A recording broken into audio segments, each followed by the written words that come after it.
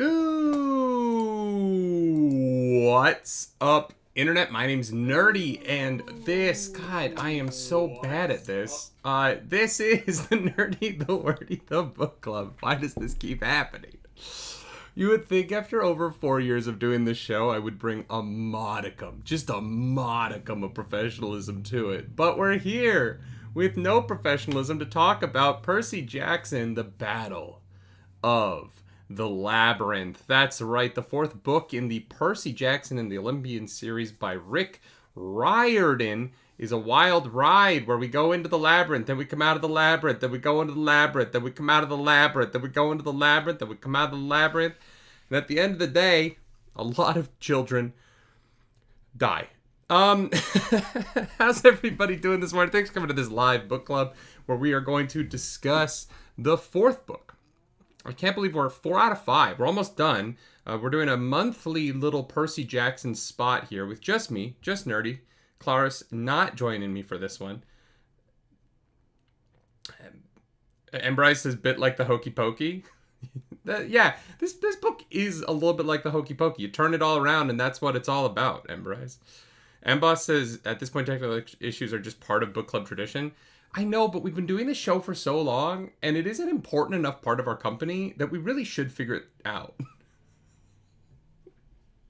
You know what I mean? Like, the book club is such a huge part of what we do that we really should figure this out. And by we, I do mean me. Claris, the technical side of all of this is not Claris's job, right? She does not run this stuff. I run all the technical side. I do all the setup for the tech. And so it really is my job. And I'm the one that has been slacking on this. Yeah, it's just a problem. It's a problem that I need to solve. Okay. Skepcat says, been a while since I read this one, but yeah, let's talk about Percy Jackson 4. The Battle of the Labyrinth is a novel in which Percy Jackson and the kids of Half-Blood Hill are forced to travel the labyrinth in order to stop Luke from traveling the labyrinth. And along the way, they do a bunch of random stuff, right? A bunch of stuff happens. They do not stop Luke from traveling the labyrinth. And then they have to fight a war in Half-Blood Hill at the end of the book. And what's so fascinating about this novel is, I want to start off by saying it's not bad, right? Like, it's fine. It's good. It's funny and it has good parts. I do think the comedy is something that I'm going to talk a lot about in this book club in terms of the ways in which I don't necessarily think it's as successful as it was in earlier books, because I don't know that it feels like this series is growing up with its material. And it feels like Rick Riordan wants to be pushing the narrative of the Percy Jackson series in a more like older teenager direction, but because of the style with which he's writing these books, the tone of these books is not growing in a more older teenager direction. And so while Percy Jackson is interacting with death so regularly now, just like kids around him are dying constantly, his personality feels rooted at like 12 years old, as if he has some form of like arrested development around the time when he found out that he's a demigod. And maybe there is something to that, right? Maybe Rick Riordan is trying to write the sort of arrested development that we see in child stars who have a hard time growing up past the point where they first became famous. And so maybe there is an element of that, but it does feel tonally misshapen sometimes in these books, because it does feel like Percy Jackson's personality should be changing a little bit more with what he's interacting with. And the way in which this book is so heavily dramatized by young relationship drama, when it feels like the drama should be more that they're in life and death situations, but it kind of reminds me of the Hermione quote from the first Harry Potter book, where she's like, you boys are going to get us killed, or worse, expelled, right? And in Hermione's worldview, being expelled is worse, right? Because that's what she cares about more. And this book is like, everyone is in a life or death situation all the time, and people might die. And Annabeth and Percy are mostly upset about girls, like teenage girl problems. And it feels a lot throughout this book like at some point these characters have to put down some of the like trappings of interpersonal problems and just do the job, because kids are dying constantly. Like so many kids, and they don't like they never feel, the characters don't feel like they're ever taking it seriously. And that was fine before Bianca died in the last book, right? Genuinely, like the life or death stakes not feeling super life or death until we see a kid die makes sense to me. But Bianca died, right? Like Bianca is dead. And then Zoe died. Now, granted, Zoe is like a 3,000-year-old mortal, and so that one, while I think the book handled Zoe's death better, and I felt like that was a more emotionally written scene that actually, like, I teared up. Whereas the Bianca death was so confusing in terms of like, wait, is she dead? What is she pulled to Hades? What the mechanics of it were a little bit more like obfuscated.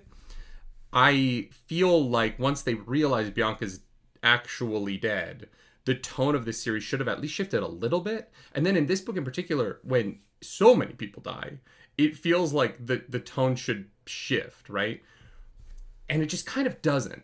And the end of this book being at like Percy's birthday party, when the previous chapter is like, I saw a funeral shroud laid over a child's corpse for the first time today. It's just such a wild, like, total, oh, okay, yeah. That's not depressing at all. We're at war, but I guess the thing that matters at the end of the book is like going to high school, I guess. I don't know.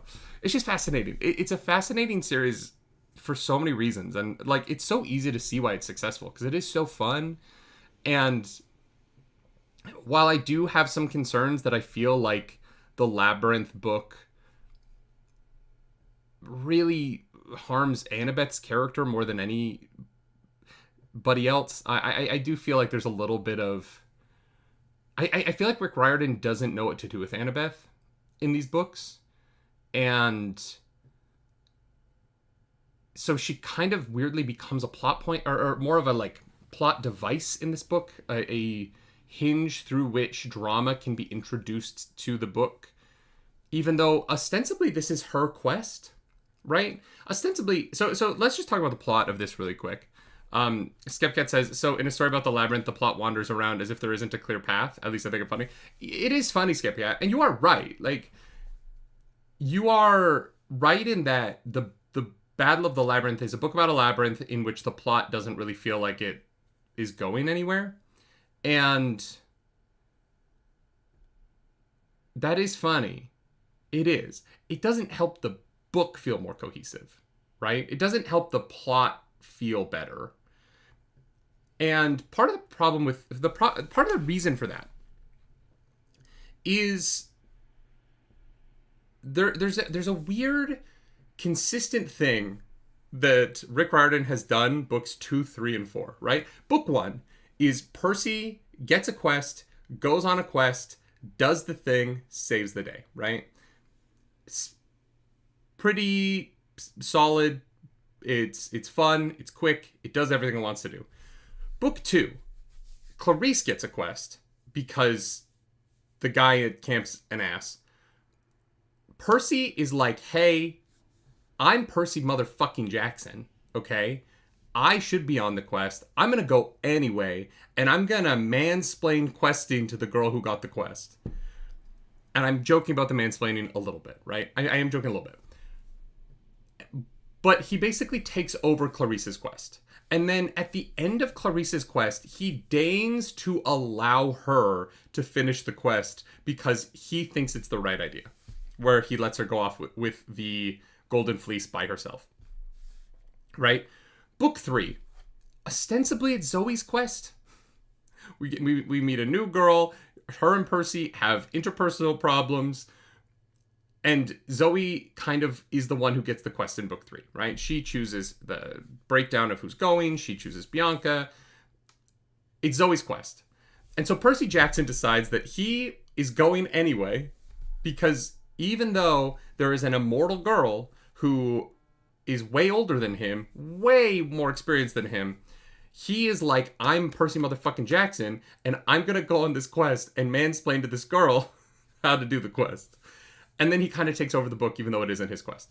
And that happens a second time. And I was like, okay, well, but this time it's because it's Annabeth, right? And Percy would do anything for Annabeth. And I do understand that. And so he is acting out of his own fear at losing Annabeth. And then we get to book 4, and it's Annabeth's quest.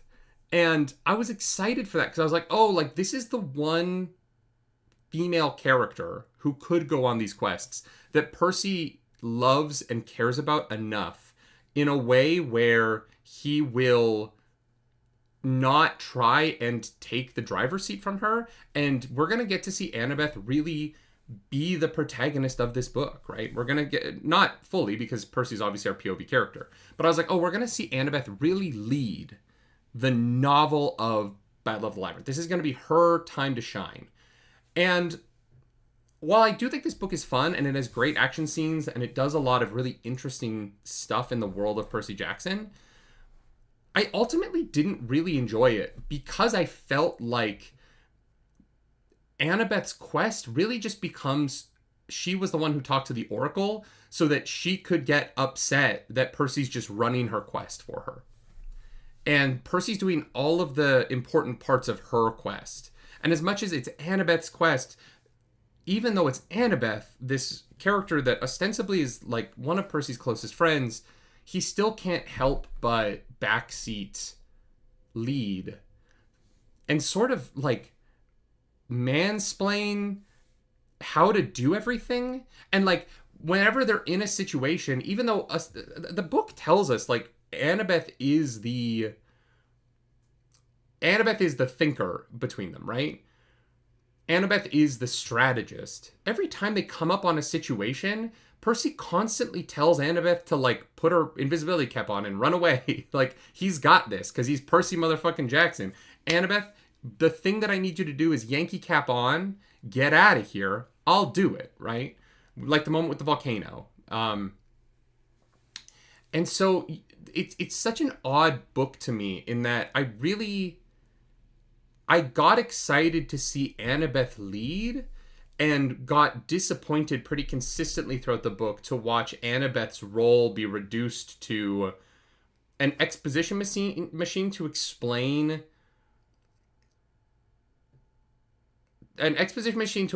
Greek stuff to Percy that he should know by now. Like, if I was fighting these monsters for 2 years now, I would have made it my job to like learn about these things.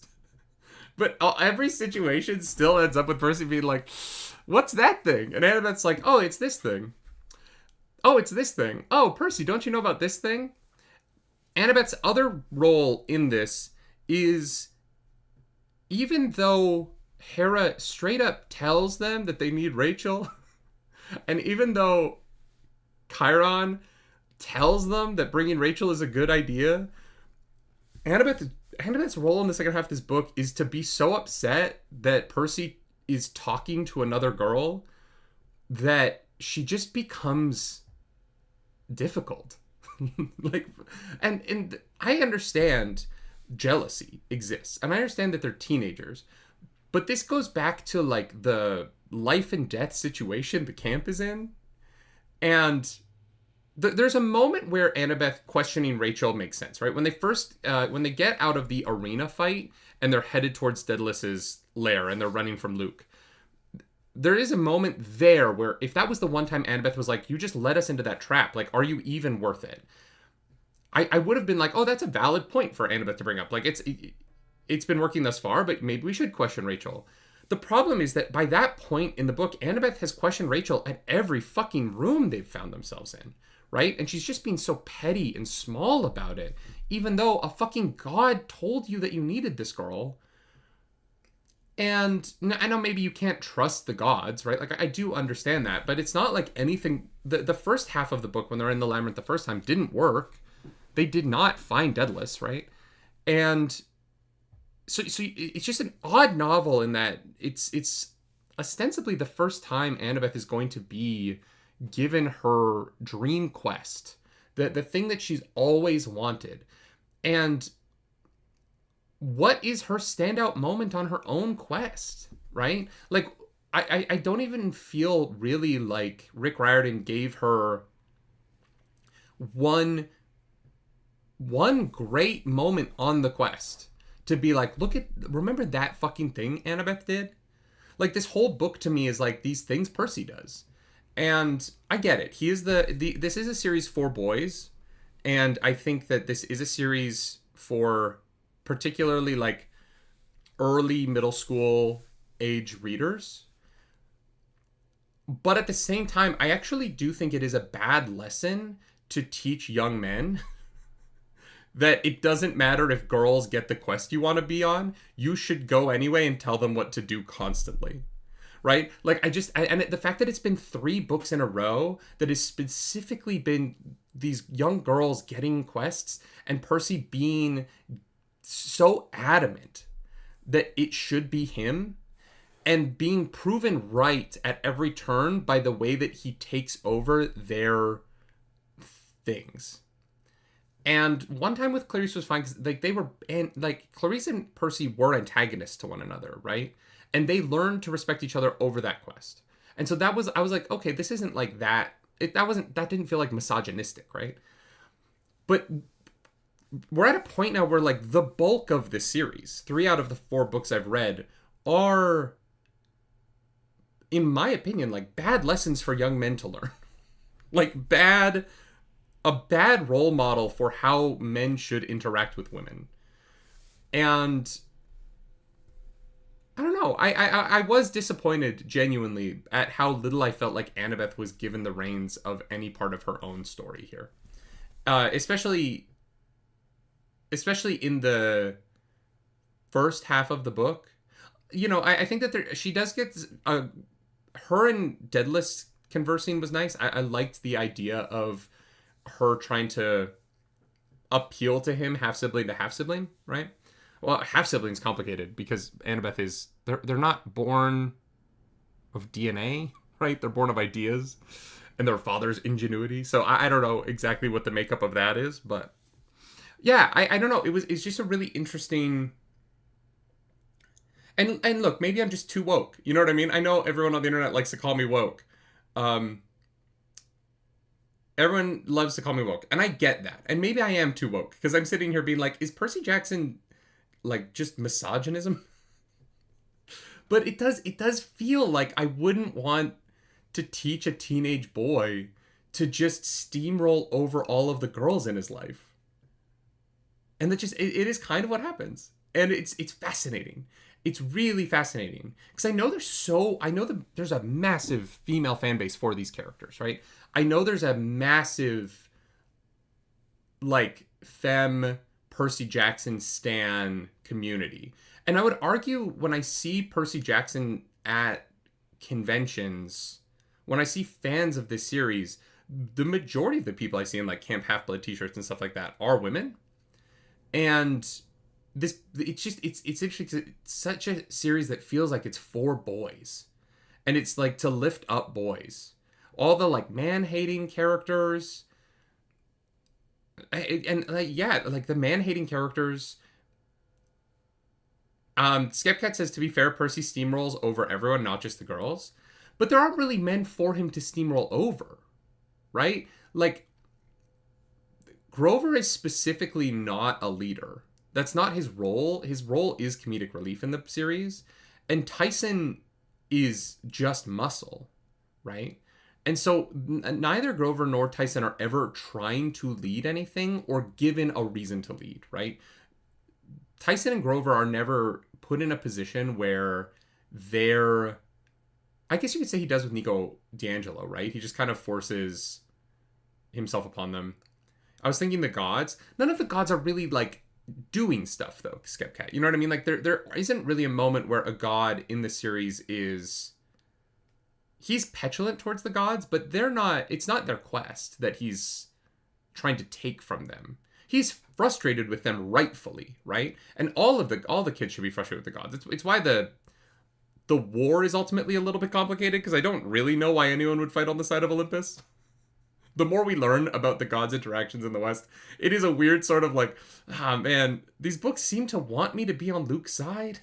The gods are terrible. The gods have been involved in, like, slavery and World War II, and they didn't do anything to stop 9/11. Like, even though 9/11 happened, like, down the block from their house, it's a very odd, it's a very odd... Like, I like, can you imagine if Rick Riordan had written a book where it's like, it's 2001, and a demigod in Half-Blood Hill gets a quest, and he goes up to the Oracle, and the Oracle's like, 19 suicide bombers are going to take over planes and fly them into the World Trade Center, and you have to go to Newark Airport and get on the plane and stop them. It's a wild world to, like, urban fantasy around, but... and Bryce says, the intrinsic difficulties of creating well-rounded female characters when the plot revolves around your male protagonist. 100%. And I do agree with that, right? It is difficult. The difficulty in this case, though, is that he's just done the same thing 3 books in a row, Bryce. I didn't comment on this after Sea of Storms, right? Because I was like, oh yeah, like, the reason why Percy wants to go on that quest, it's the Sea of Storms, he's the son of Poseidon. There's a real reason for Percy to believe that he's necessary there, and he ultimately is, right? Clarisse is out of her depth, and because she's a bully, she doesn't have the support system to do the job, right? And the lesson of that she learns about, like, needing to trust people and needing to grow her community so that she can accomplish things in the future is assisted by Percy glomming onto and sort of taking over what is her quest. It's just that it's 3 books in a row where he's done the same thing. And these, you know, as fun as these books are, they don't really feel very original at this point. It doesn't feel like Rick Riordan has new ideas. It just sort of feels like he churns the same ideas with a slightly different element of Greek mythology, and then spits out another book that is honestly kind of just more of the same, right? This one I think is messier than the previous 3 books, just because it goes off in random directions to just sort of like world build, because Percy Jackson can't actually interact with the plot because the fight at the camp has to happen at the end. And so the plot of the book is the characters are just going to go do random things so that they're in the right place to be at the fight at the end of the book. And that is what this book becomes, right? And it becomes messy because of that. Grover and Tyson going off to find Pan feels sort of random. And then when they find Pan, it's the worst possible point to put that into the book. So let's talk about this book. Let's go from the beginning, right? So at the beginning of the book, Percy is going to an orientation for the school that Paul Blowfish worked at, right? And Paul Blowfish has gotten him into, it's called the Good School or something. Percy is going to orientation, and he wants to sneak in the side door, and as he's trying to sneak past these cheerleaders... Oh, because Rachel's there. He wants to sneak in the side door because Rachel Dare is there. Rachel is the girl from the Hoover Dam, from book 3, that they had a brief conversation about. She can see through the mist, and she is going to become a very important character in the series. I'm assuming she comes back after this book. I can't imagine this is her last appearance. I'm assuming she'll be in the finale.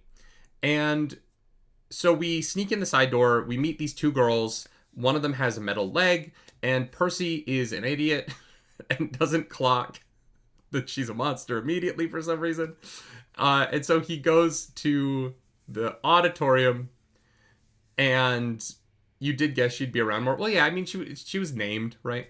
I didn't think that she would be just like a love interest to piss off Annabeth, which is fine, but I don't think Percy needed 3 love interests in this movie, and we'll talk about Calypso later, because Calypso's such a creep, and like tragedy doesn't make her less creepy, because she's a grown woman. Like, Percy goes to the auditorium. Rachel's like, hey, those girls are monsters. And Percy's like, what? I didn't even know that. And I'm a demigod who fights monsters every time I go to school. So we run to the band room. We fight the monsters. It doesn't go as well as I figured it would at this point. It feels like Percy should be able to take on 2 regular monsters with, like, no problem at this point, right? We've seen him do crazy shit.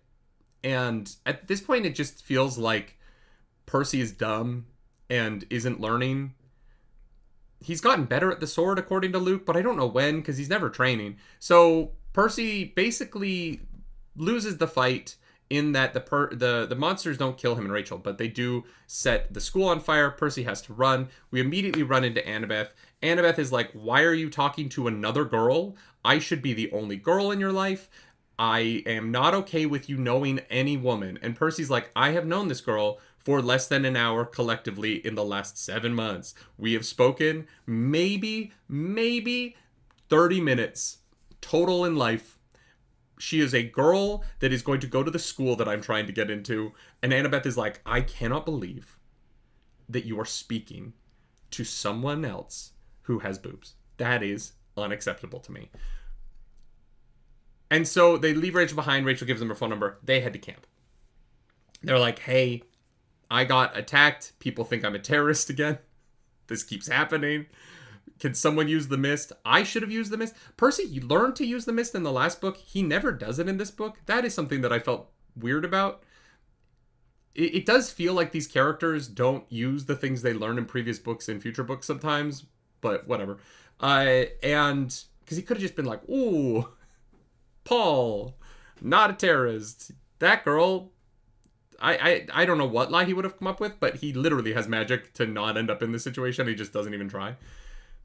I would have been more okay with it if he had tried and it didn't work and he's like, fuck, we gotta run, right? But if you're gonna introduce powers for your characters to do things, have them do those things. And so the book just starts out the same way, almost the exact same way as Sea of Storms. A lot of this book is almost the exact same as Sea of Storms, if I'm being completely honest.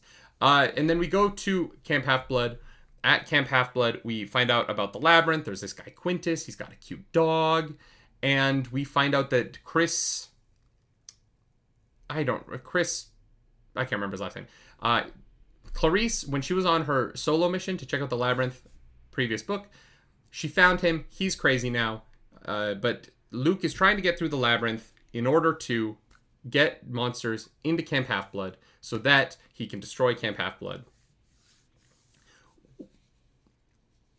One of the questions that I do have is, like, why destroy Camp Half-Blood? It doesn't...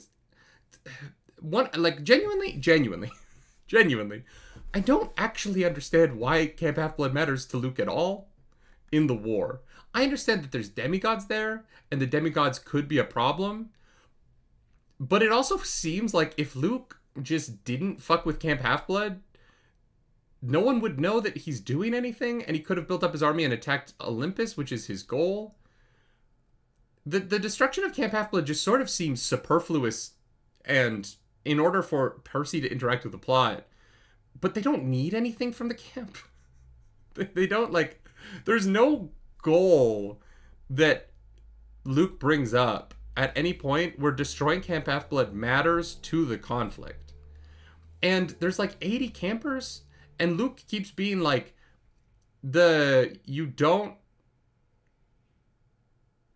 Marius says it's like bombing a military base for a hospital. As fucked up as it is, you kill the potential.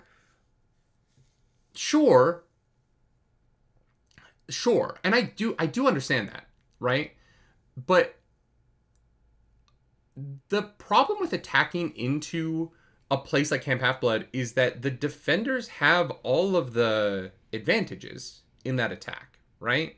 As we see at the end of this fight, right? The speed at which the monsters can leave the labyrinth is the reason they lose. The only reason they don't overrun the campers is because they essentially get brought out into a killing field and get fucking wrecked for it, right? All in order to do what, right? I read the series about 10 years, so forgive if I get some wrong. No, you're fine. You don't have to worry about that. This isn't about getting stuff right. I get stuff wrong more than anyone, and I'm the one putting my face and voice on this. I don't know. I think that this book in particular would have been stronger if these sorts of things had been more clear. If the conflict between Luke, Kronos, and the camp was more direct and less of just, well, we just want to kill them in case we attack Olympus later and we don't want them around.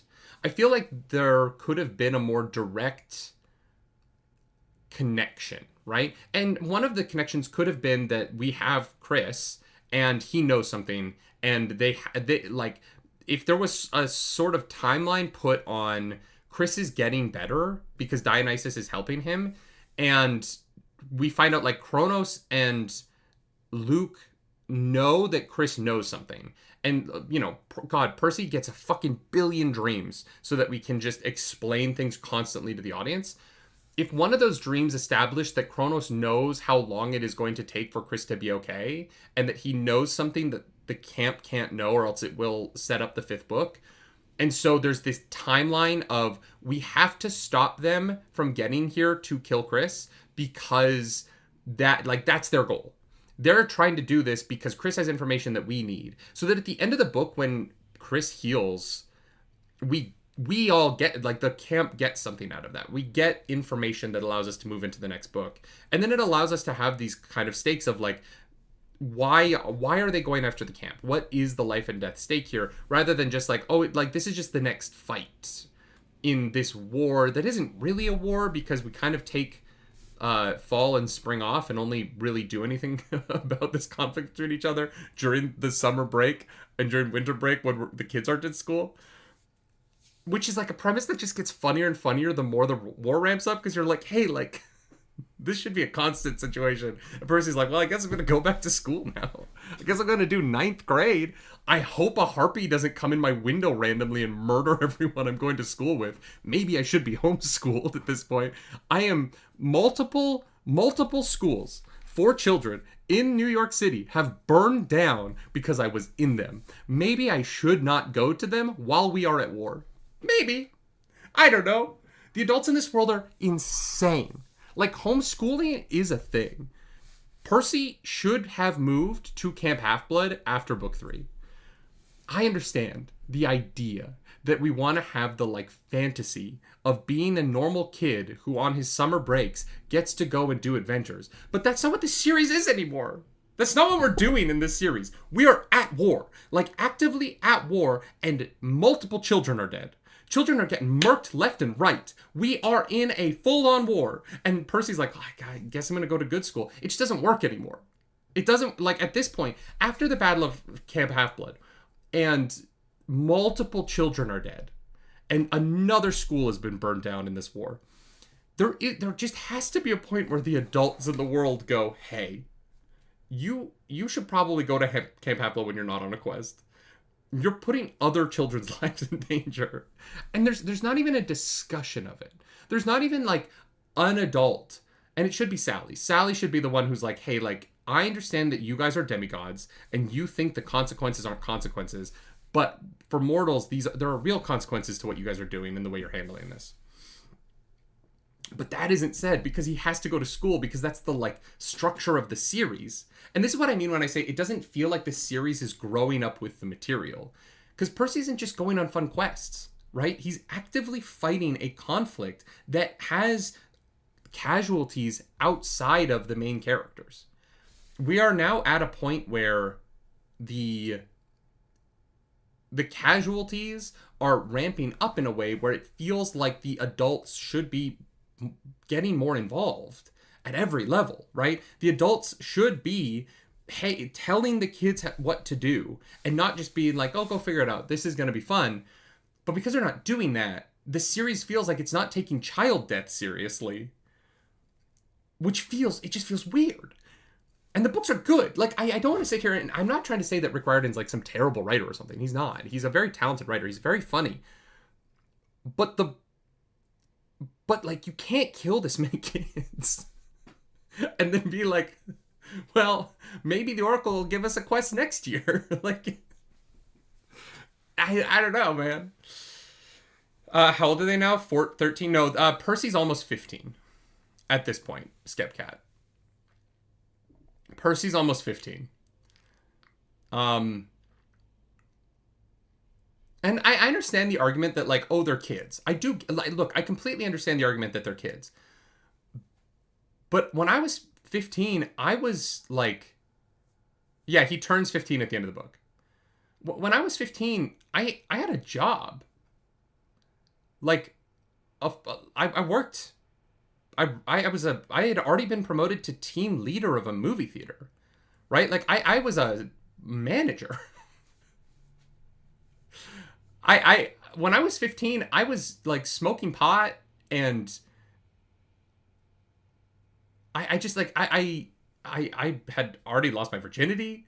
Like, now granted, I lost my virginity young, and I get that, and I'm not trying to be too TMI about it, but I just mean that, like, when I was 15 years old, if you had put me in a position where I was fighting children with swords and my friends were dying, I wouldn't behave like this.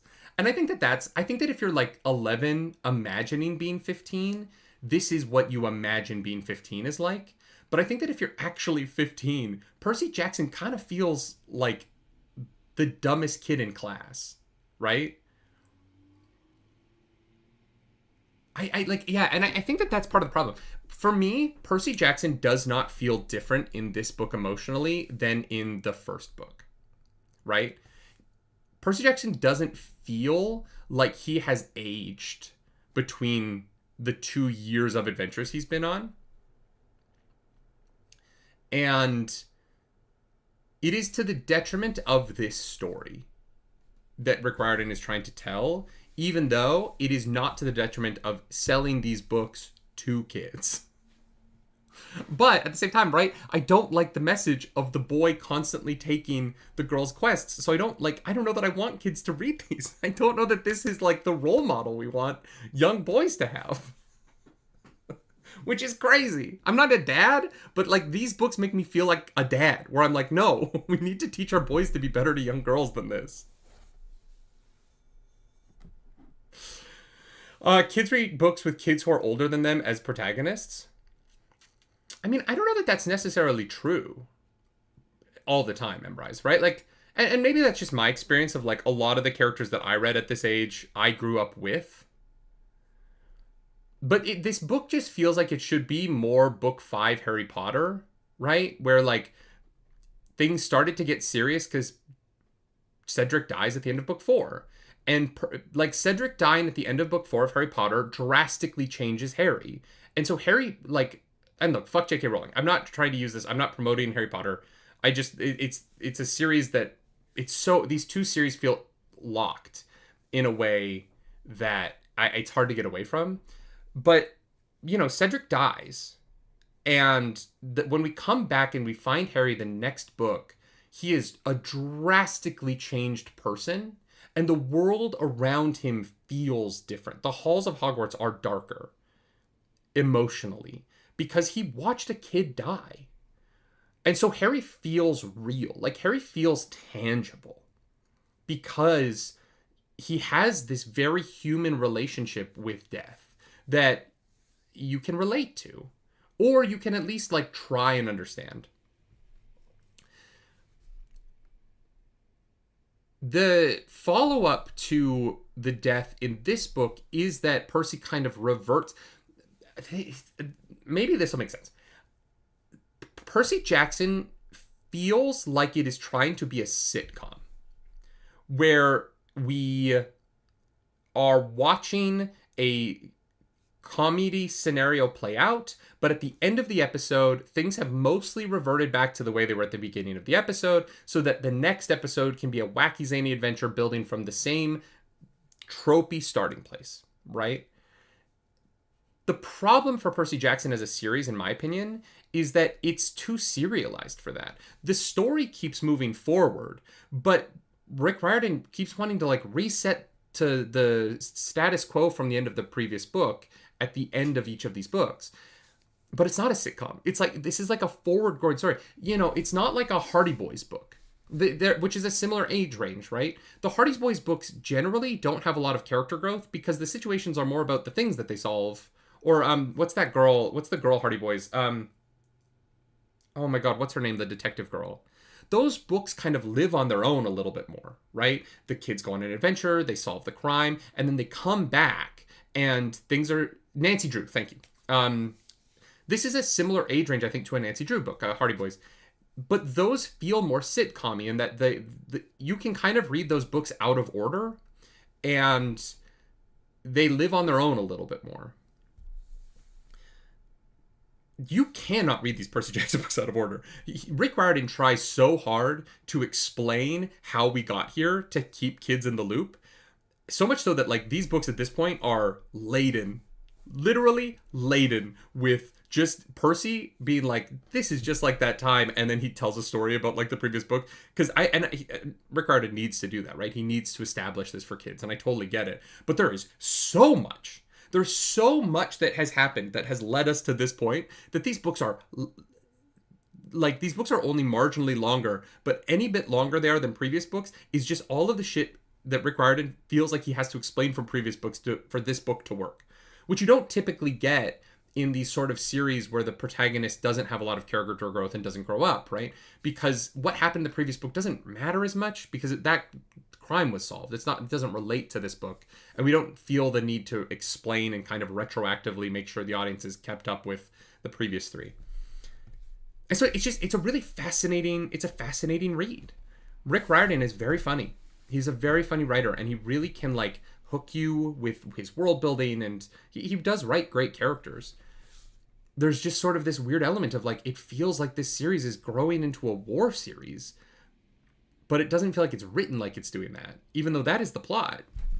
A lot of kids die at the end of this book. And I know I'm harping on that, but, like, a lot of kids die at the end of the book. And it's just really fascinating how little it feels like that matters. Even though, like, Bianca died on screen, you know what I mean?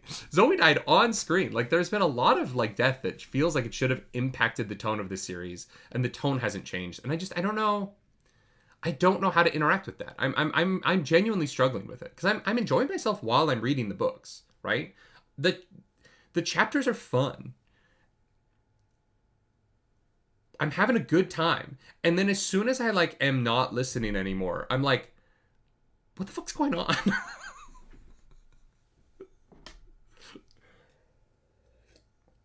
Snowman says the book even brings up the adult situation with Daedalus, where he mentions something about grown half-bloods, but I don't think we actually meet any half-bloods who are graduated or actually grown. Apparently they exist, Snowman. It does feel like this is the war where they should show up. It feels like it, right? This series needs the, like, Order of the Phoenix, right? The Percy Jackson series really needs the adults to be doing something. Because Poseidon is, right? Poseidon is fighting a war in the oceans, which I do understand. Like, I'm on board with that. In this book, Dionysus is going to talk to the minor gods. He fails, obviously, but he's at least doing something.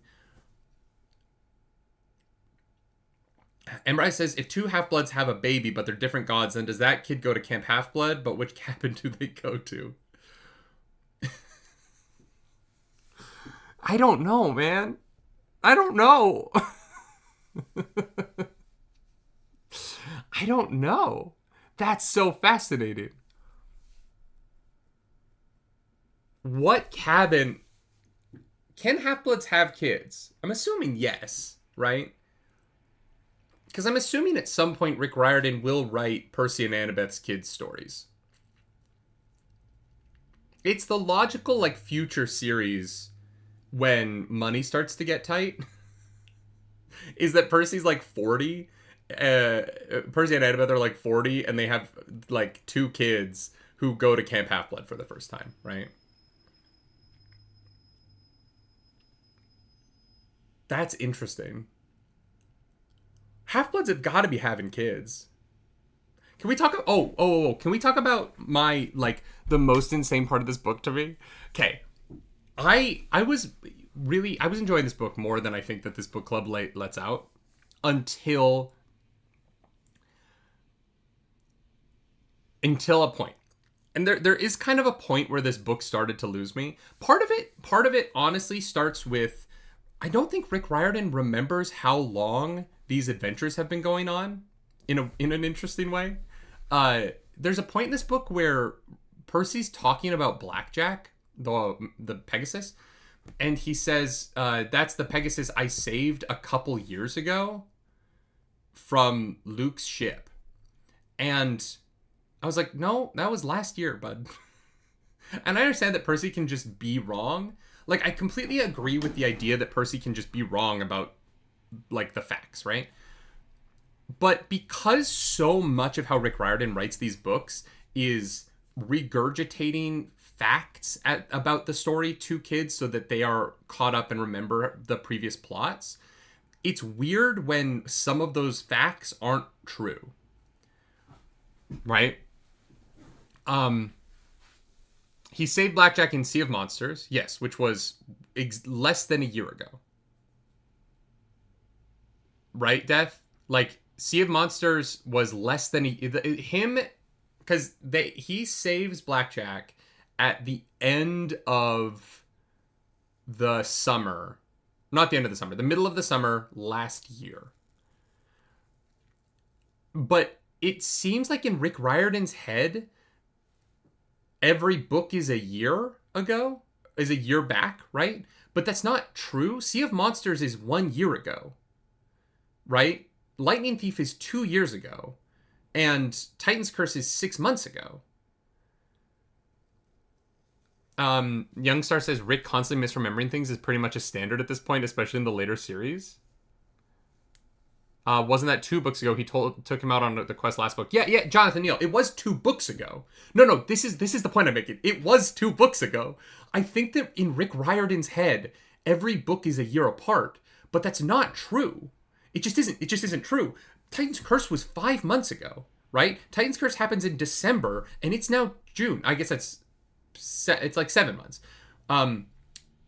There's like 6 months between Sea of Monsters and Titan's Curse. And so it was weird to read a book where it felt like I was coming to the understanding that the author doesn't understand the years of his own books because he thinks that his books are all spaced a year apart, but they aren't. Specifically not, right? Because the last one takes place at the winter solstice. It's just, it was just a weird moment of me being like, I was sitting there reading the book and I was like, does Rick Riordan think that winter was a year ago when it was 6 months ago? But anyway, that didn't bug me that much. It was just a weird thing that I noticed.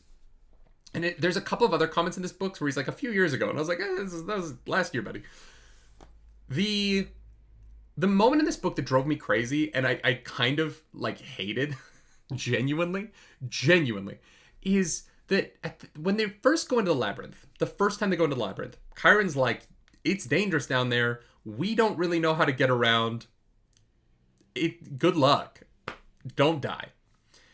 And so they go down, they go through a bunch of adventures. We get to the point where Percy makes a volcano explode. He ends up on the island. He meets Calypso, this ancient woman who falls in love with him in like 2 weeks.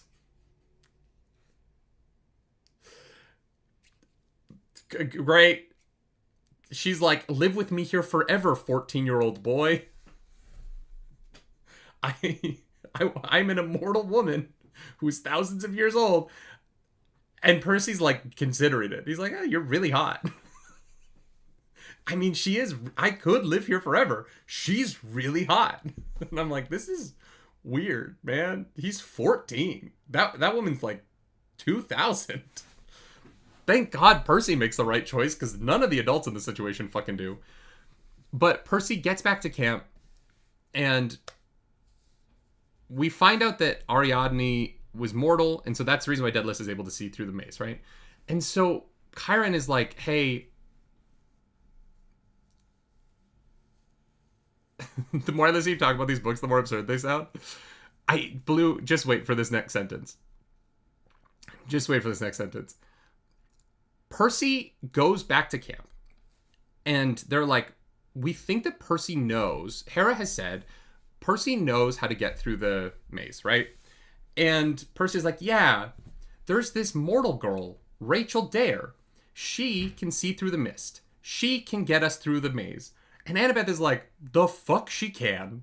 What are you talking about? And Chiron goes, oh yeah, that makes sense. Harriet Tubman brought mortals into the labyrinth to navigate for her when she was freeing the slaves on the Underground Railroad. And I have so many, I just have so many follow-up questions. Rick, I have so many follow-up questions. So many follow-up questions. But the most important question to the plot of this book is why the fuck didn't Chiron tell them that mortal people are, if you bring mortals into the labyrinth, you can navigate it at the beginning of the book? If he just knew that, what are we doing? We spend half the book meandering, lost in the labyrinth, doing fuck all. Literally nothing. We go to Alcatraz, we free a giant, we're just doing random side quest bullshit because none of us know how to navigate the maze. And then Chiron is just, the second time we talked about it, he's like, oh yeah, Harriet Tubman freed slaves with mortals who could navigate the labyrinth. Sorry I didn't bring that up earlier. Probably could have been valuable information. You know, since Percy's mom can see through the mist. We just happen to know a woman with this specific power. It's wild. But let's bring the teenage girl. Let's bring the teenage girl that we just met. And not my mom, who's an adult. Who can drive. And I was just like, it was this moment where I was like, oh, we're not taking this shit seriously. I don't need to care about the war part of this book. Because, Chiron clearly doesn't give a shit. The adults don't want to win. The adults on the god side of this war, they want to lose. They're, playing to lose. A third of the NBA right now is tanking to try and get a better draft placement in next year's draft. It feels like that. The Greek gods have shown up to this war with their dad Kronos, and they're like, what if we tank for next season? We're going to get the number 1 pick in the draft. Maybe we'll get Fernando Mendoza. You know what I mean? We'll finally have our quarterback, and we can come back in 2027, and we can take shit back from fucking Kronos. It feels like they want to lose. Jonathan O'Neill says, also the number of people you can bring on the quest didn't really matter that I remembered, though he pushed back on Annabeth. Dude, Jonathan O'Neill drove me fucking crazy. Chiron being like, you can't take more than 3 people. 3 is a sacred number, and quests have to be 3 people. And I was like, I read the Titan's Curse, Chiron. I read the last book. We took 5. Since when is it 3? We're just fucking making shit up. Chiron is just making shit up. It literally drove me fucking crazy. I'm like, this kid's book that's fun and enjoyable. And there's every reason in the world to love it. I want to be very clear. Snowman says, took 5 and 2 died, so only 3 made it. Yeah, but the prophecy said that was going to happen, Snowman. The prophecy wasn't like, you should take 3, but if you take 5, 2 will die. That's not what happens. The Oracle is literally like, hey, you have to take 5 people. And Percy's like, shit, they only left with 4. I guess I should join. That makes 5. The prophecy tells them to take 5. And Chiron's like, yeah, I mean, if the prophecy says so. He's not like, wow, the prophecy's telling us to break our immortal secret rule that we'll have in the next book. Again, but Jonathan O'Neill, that one didn't bug me so much as Chiron being like, oh yeah, Harriet Tubman rescued slaves through the labyrinth. So Harriet Tubman was a demigod. I guess it does imply, the good thing about that is it does imply that the Greek gods were on the side of not slavery, right? If Harriet Tubman was given a quest by the Oracle to free the slaves, I mean, the Oracle's kind of based, right? Right? there's weird implications there. There's weird implications all over these books by making this an urban fantasy where you are directly pinning the Greek gods to Western society, to like the ideal of the West, right? Because America became the superpower of the West because of slavery, right? The financial gains America was able to make as a country by having a massive unpaid labor force was huge. Like, absolutely massive. And it's just, it's a very... Ancient Greeks very against slavery law. That's not what I'm saying. I'm saying that if you're writing the teenage series for teens, bringing these things up or just introduces these weird questions that I don't know are like age appropriate. Jonathan O'Neill says, does it have to be a quest or just something she was doing? I could see God's split on slavery. Oh, yeah, Ares pro-slavery for sure. That's an interesting question. Should we do a like tier ranking video of the Greek gods from Percy Jackson based on which side of the slavery debate they ended up on? Is that a YouTube video? Which Greek gods from Percy Jackson supported the American Confederate South?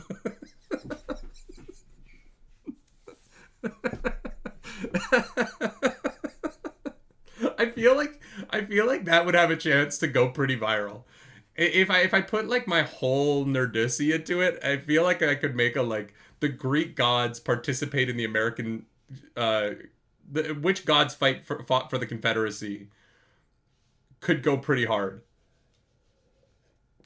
I feel like a lot of people would be mad at me though. Because Ares, definitely pro-slavery, right? Aphrodite, pro-slavery. Hephaestus, I would say Hephaestus probably anti-slavery, right? I feel like, actually, does Hephaestus pay the Cyclops? Tyson didn't come back with a bunch of money. Ooh, Hephaestus might be pro-slavery. The more I'm thinking about the gods, I'm not sure which ones would have been anti-slavery, if I'm being completely honest. Jonathan O'Neill, you also said, does it have to be a quest? That gets into a really interesting part of this book. So part of this book is that Grover is Hermes is pretty pro-freedom. Hermes is pro-slavery, or pro-abolition. Hermes would definitely be an abolitionist. Someone says, do we think Firebloods embraced firearms at any time? Were there Half-Bloods operating cannons and muskets at one point in the Civil War? Oh, without a doubt. Because there were definitely Half-Bloods using guns in World War II, right? Emerson Wright says Tyson was doing an internship. It was for credit and not money. I guess. I guess, Emerson, yeah. It's an internship. We can get away with it. Okay, so Grover, when we get back to camp, Grover is being grilled because the elder statesman goat people, the satyrs, don't believe him when he says that he heard Pan, right? And so they're like, you have 1 week to find Pan to prove this, or else we're going to make you start a puppet theater. At one point, they say that he needs to get a different job. Later on in the book, they say that they're going to exile him for this, which feels weird, because I just don't know.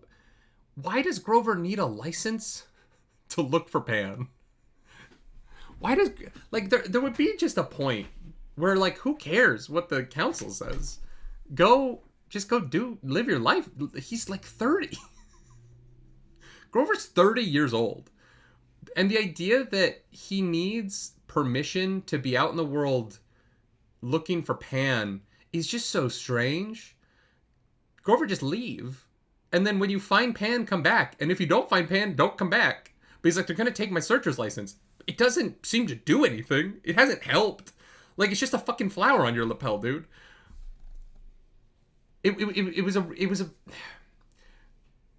This book wants the institutions of the book, right? Like, Rick Riordan really wants the institutions he's built in the fake Greek world in America to have weight and to have value. but none of the institutions bring any value to the story or to our characters' interactions with the plot. And so it often just doesn't really feel like they should be interacting with those institutions. Like, it feels like they would be better off just not listening and just fighting the war and just telling the old people, like, what are you going to do? Like, fight us? Fuck off. The institutions don't give them enough benefits to justify themselves. Like, there should be something to the Searcher's license that makes it valuable for Grover to have, but it does seem like he can just leave and just go look himself. He misses the deadline, and it's not like he's, like, no longer capable of looking. So the Searcher's license didn't really ever matter. And I guess that it's just that he believed that it mattered. I almost would have liked it more if if we had seen Grover come to that realization in the book and be like, I don't know why I care what they think. I'm going to find Pan regardless of what they want. As opposed to him just kind of like going off and just being missing from the book for a while, and then we come back to him and we just find Pan, because we just find him before he's talked to Pan, but we find him after he's already found Pan. That scene was crazy. I appreciate Rick Riordan giving the, like, kind of... And I talked about this because I reacted to this chapter, right? Where we talked to Pan.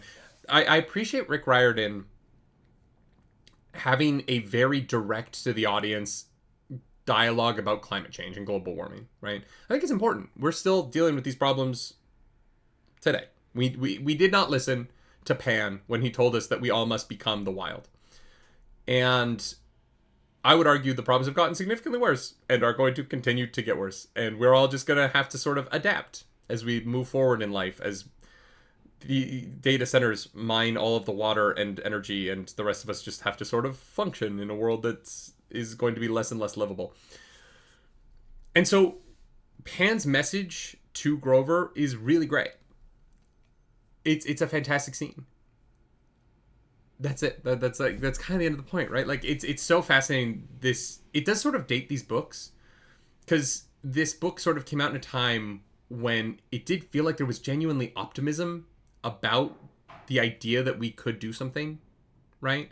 And I do feel like the cynicism around climate change has really shifted from, well, if we change our behaviors at an individual level, right? If we recycle and if we choose to buy things that don't come in plastic. In Canada, we don't have plastic bags, right? We've almost I haven't seen a fucking plastic bag in a fucking minute, right?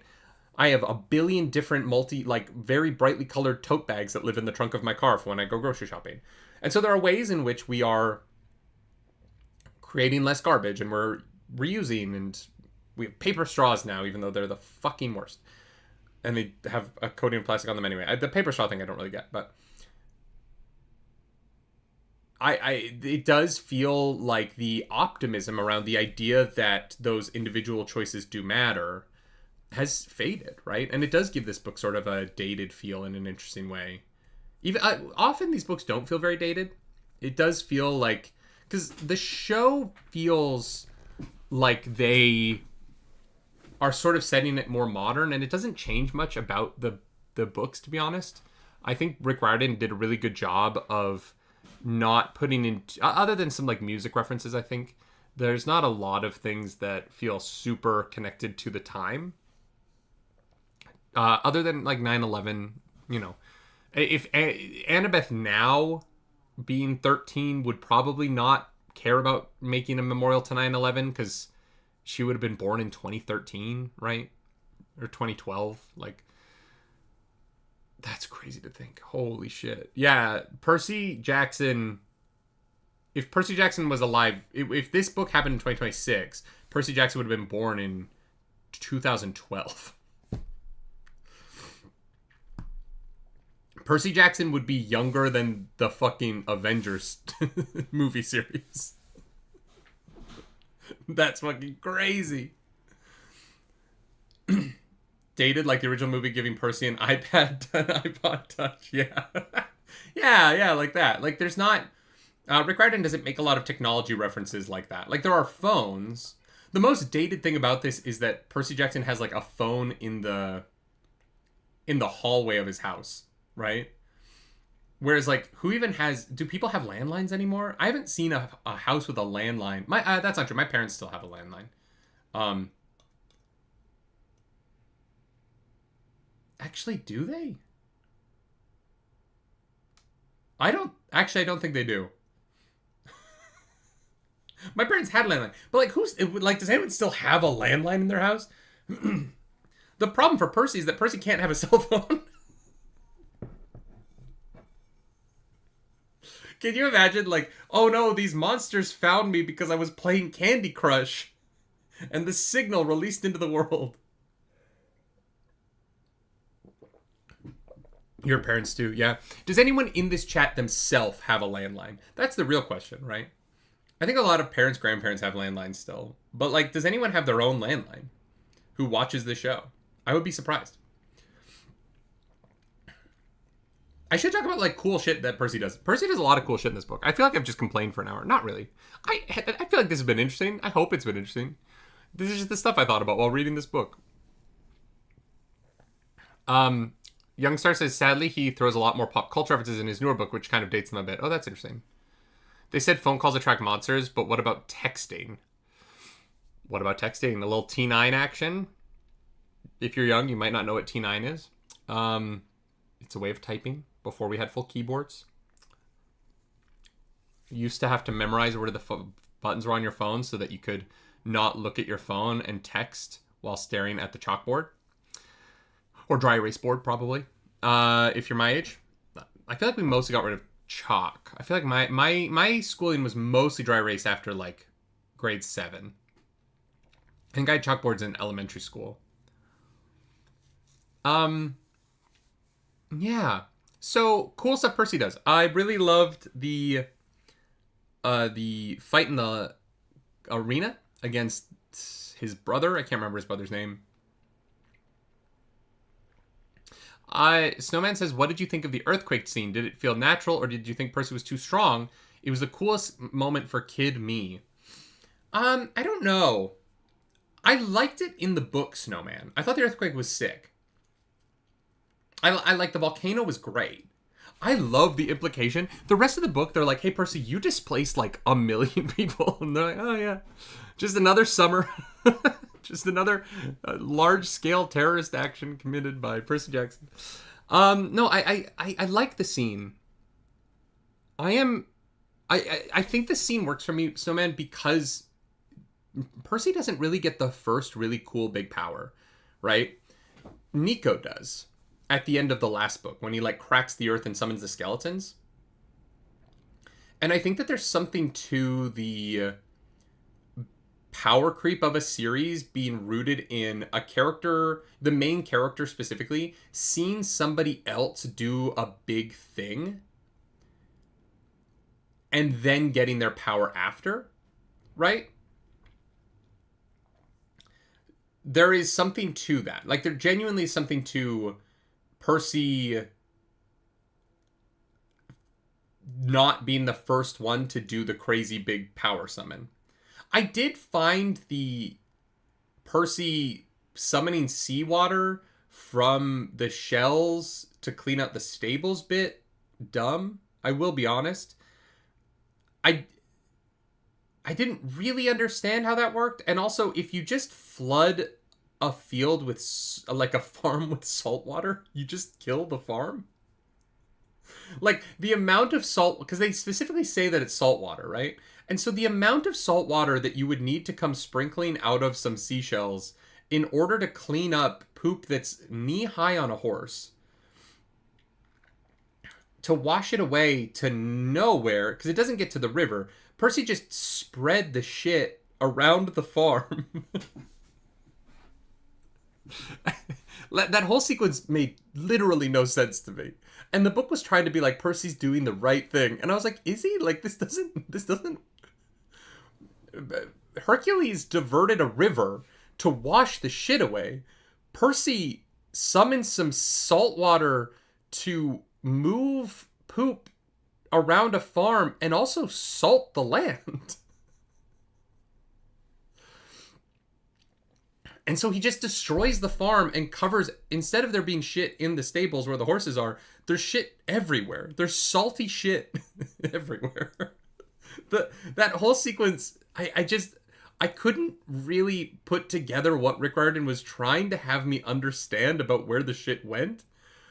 And I guess technically it's not in the stable anymore, so he did succeed, but he did ruin that farmland, right? Like, you salted the land, and you spread shit fucking everywhere. You didn't clean anything up. I don't know. That whole sequence was very odd. But it felt like a cool power. Like, you're like, oh, Percy can, like, summon salt water. That's so sick. I'm gonna focus on that, because if I think about what he's doing with it, this is a nightmare. At least he's smart enough to not push it into the river with the Naiad, because the Naiad's like, hey, I don't want all that shit in my river, which totally makes sense. But just the whole sequence was very wild to me. I was listening to it. I was like, I'm not sure this works. I'm not sure you thought about where all this shit was going. If it can't go into the river and get carried away, I don't know. I don't understand. Where did it go? It's just like around the stables? It's just wetter and everywhere? Oh, I guess you did what you promised to do, but you made such a mess. Percy might have become a mass murderer when he did that. Oh, the volcano? Yeah. Yeah. Yeah. He might have. He might have killed a lot of people. The book doesn't really want to engage in that, right? The books don't really want to engage in human casualties of any of the nonsense that happens. But there would be so many human casualties at this point. It would be kind of crazy. Fertilizer. Every farm needs fertilizer. They can sell that for good money. Okay, so you can't actually... fertilizer is more complicated than just poop, right? And the problem with using... The problem in this situation, Embrise, isn't that there's poop everywhere, right? If he had just used clean water, like fresh water, and moved the poop around, it would be different. But it's specifically like ocean water, which would kill the ability to grow anything, right? You can't just salt the earth and then grow stuff, because there's also poop there. And so he's literally made the chances of things growing here is severely lessened because of the sheer scale of ocean water. Like, a little bit of ocean water would have been fine, but in order for him to clear out a whole stable with knee-high shit, right? It would be geysers of it. It would be so much salt. He destroyed that farm. So Calibre says, what do you feel about Nico's character change? So Nico D'Angelo's in this book a lot. He is being led through the labyrinth by Minos, the king of Crete, who originally hired and then forced Daedalus to make the labyrinth. Minos is evil. He wants to come back to life. He's trying to use Nico's soul by tricking Nico into believing that he can bring back Bianca. I thought it was one of the more interesting parts of the book, if I'm being honest. I wish the book interacted with it more, because I felt like Nico... It feels like Nico is going through the character journey that I want Percy to go through. Does that make sense? Like, Nico feels changed. Nico feels like he's growing. Nico feels older than he did in the last book. Already, right? Nico's struggling with stuff and overcoming the stuff that he's struggling with. He's just not in the book enough. But Nico is genuinely having the character growth and like feelings about what he is witnessing that I want Percy to have. And so I like it a lot. I think that Nico is the more interesting character between the two of them at this point. Nico is not waiting for quests or waiting for Camp Half-Blood. He is like, I am gonna do my thing. I have goals. I have desires. And I'm going to act towards those things.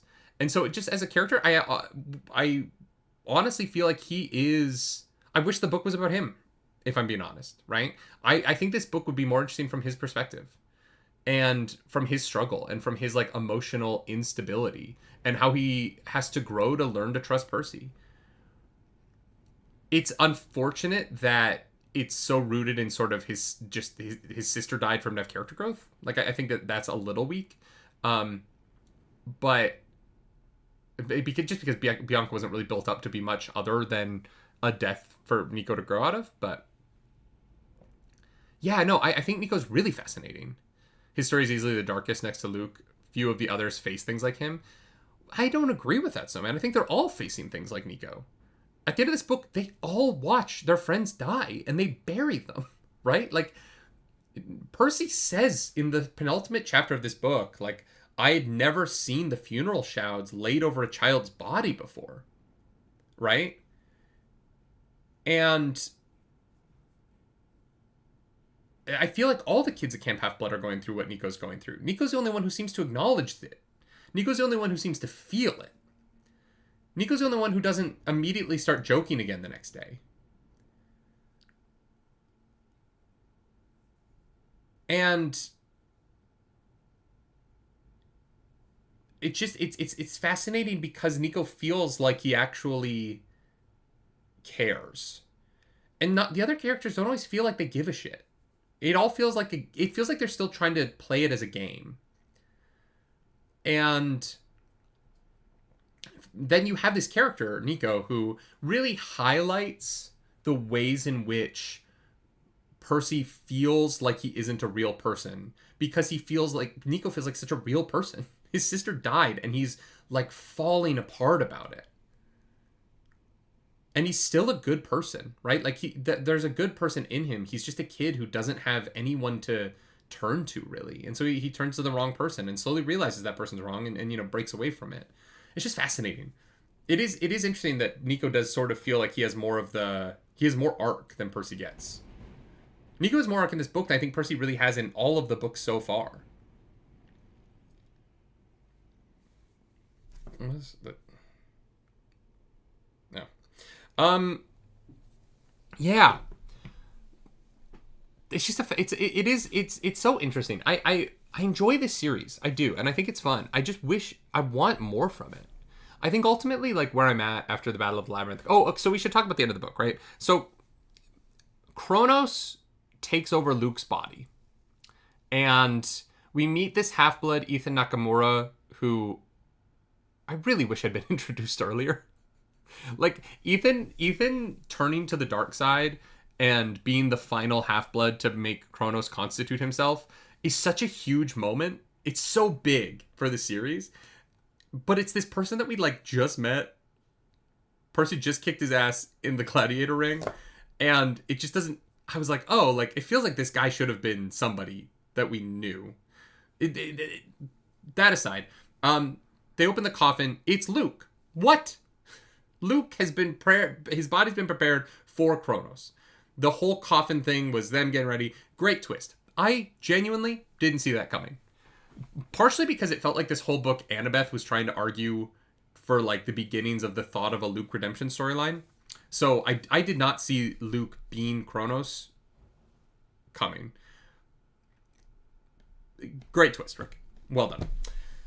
So then they are trying to flee because Kronos is out. Backbiter, the sword, is now Kronos' scythe. Thought that was a really cool little twist. I really liked the, like, idea of Luke having carried this, like, Kronos' weapon in a different form this whole time. And that's part of the preparation of getting him to this point. I love Kronos' weapon being this mix of steels that kill humans and kill monsters, as if he sort of is lording over both sides of death. And we have to run. And Kronos has this ability to warp time and make it seem a little soupy. And so we basically nearly die because it's fucking Kronos. And they collapse the temple down on him. They collapse his tomb around him, essentially. He's obviously not dead, but he's not going to be in the final fight of this book. But the army now has the way to Camp Half-Blood. And so shit is dire. The stakes have never, ever been higher. And so the book decides now is the right time to derail into the Pan stuff, which should have just been handled by this point. I'm sorry. But I will die on this hill. The plot should have gone Daedalus into Pan into Kronos directly to the final fight. It just should have. I think it is insane that Kronos escapes. We meet him for the first time. Everyone's very upset. And then, like, Annabeth is, like, sobbing while running because this boy that she has this special connection to is body has been possessed by the Lord of Time and Death and everything, right? And then we just, like, are like, we have to go, wait, everyone at Camp Half-Blood's gonna die. Yeah, but, like, Grover and Tyson might be down this hallway, so we have to go check that out. It was terrible. I'm sorry. It was the worst, like, buzzkill, emotional stepping on the brakes when you just set up the stakes of the final fight. Handle the Pan shit first. Just handle the Pan shit first, please. And then do Kronos, and then go straight from Kronos to Camp Half-Blood. It would have flowed so much better. But the Pan conversation isn't even about anything. Like, it is about, and that's not true. It's about global warming and climate change and how climate change is bad. And it's like a direct to the audience talk about this, like, real world idea that is, like, not really real to their world because they have magic powers. Like, I don't know. It seems like they could solve some of those problems, but it drove me crazy that the final fight is so effectively set up and that Kronos is so scary. And then we go listen to, like, this climate change TED Talk that just kills all of the momentum of the book. And I really felt like the second half of this book was building momentum well. The fight in the gladiator thing's fun. The Daedalus reveal and that he was Quintus is good. The getting to Kronos is good. And then the hard fucking just full-on stop so that Pan can tell kids that they have to care about nature, only to then immediately just go and do the final fight after that anyway, and the Pan stuff doesn't matter. The Pan moment didn't need to be there, and so it just kills the end of the book for me. I really felt like the momentum of the book was completely lost, and I didn't notice it during the audiobook reaction as much because I was more trying to, like, listen. But when you get into the chapters following the discussion with Pan, it's a really odd sort of, like, trying to ramp back up to care about the final fight that it took me out of the book completely. And the final fight's great. It's a really fun book. All the creatures are great. The way that Nico kind of has to, like, take over the one flank, and the way his powers are draining him, and I thought that was really well written. Seeing everyone working together and all the Half-Bloods, it did feel like the TV show kind of did this weirdly at the end of season 2. So I don't know how they then do this again at the end of season 4. So that's going to be an interesting problem for the TV show to solve if they get that far. Is, like, how do you battle at the camp a second time and make it interesting? And maybe they spend more on CGI and have more creatures, right? The battle at the camp at the end of season 2 is more just other demigods, right? There's maybe a couple of Astragonians, but yeah, it's just the momentum kill of putting the Pan conversation where Rick did was just deeply, deeply fascinating to me. This book was the first one genuinely where I kind of felt like an editor should have given more notes, because there's great ideas in here, right? There's a great plot outline in this book. There's really funny stuff. But I really feel like an editor coming in and being like, hey, like, why is this here? Right? Like, there's some order of operation stuff in this novel in particular where it feels like an editor could have just helped. And I've never felt that about the first 3 books. I've always felt like they were pretty solid, and the, like, A to B to C to D of them was actually, like, really well followed and kind of kept things buoyant and going. And it always felt like the momentum was always traveling forward. This is the first book in the series where it feels like the momentum, like, hard stops too much. Ojija, is that where Calypso lives? Percy lives there for, like, I think it's like 2 weeks, right? In the real world, he's gone. And it just feels like it doesn't impact the plot at all that he's gone for 2 weeks. Like, he just comes back.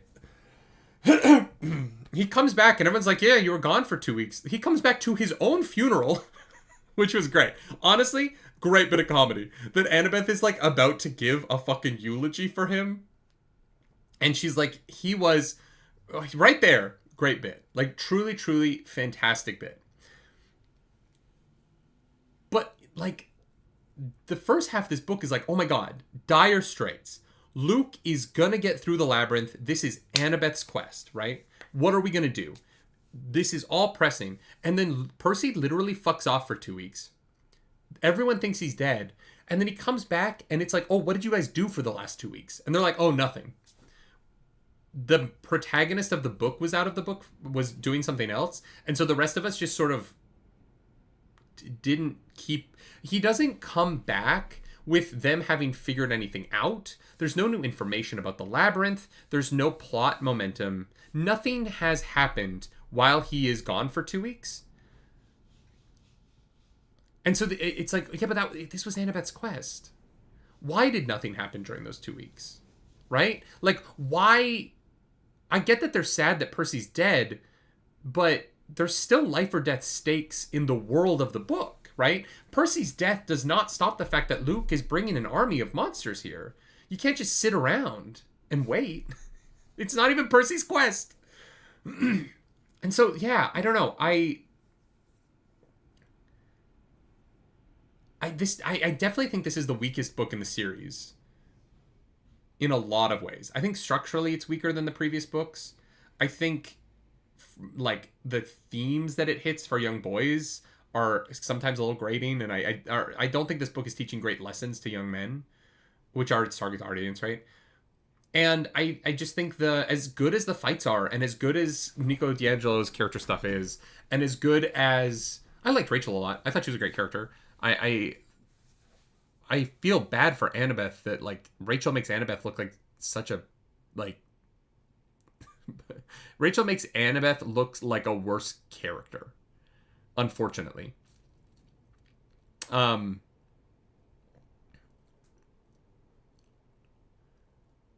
Mary says, in this world, children die all the time, so for Annabeth, of all characters, would stop her quest to go back to camp is a bit ridiculous. That 100%, Marius. 100%. Like, I get it. Annabeth is sad, but she is, like, of all of them, she's lost the most people. Weaker than Titan's Curse. It was my second favorite. Oh, no, this is way weaker than Titan's Curse. Well, Titan's Curse, I think this book might be more, like, fun and more interesting than Titan's Curse, but it's messier. Titan's Curse is pretty cleanly followed through. Also, I just think, like, the Atlas mechanics of the skeletons that were following them were just more dire than anything that happened in this book. The final fight was better. The final fight on top of the mountain in Titan's Curse is way better than this like field of monster slaughter, in my opinion. It's just, yeah, I think the final battle's better. Percy holding up the sky is such a great moment.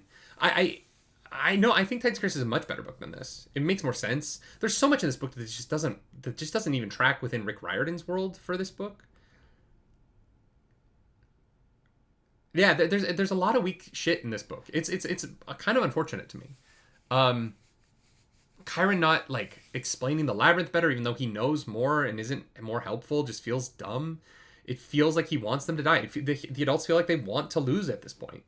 And the final fight of this book is just a placeholder so that, like, this whole book exists just to get Kronos back for the final book. Nothing's really changed for Percy and the friends.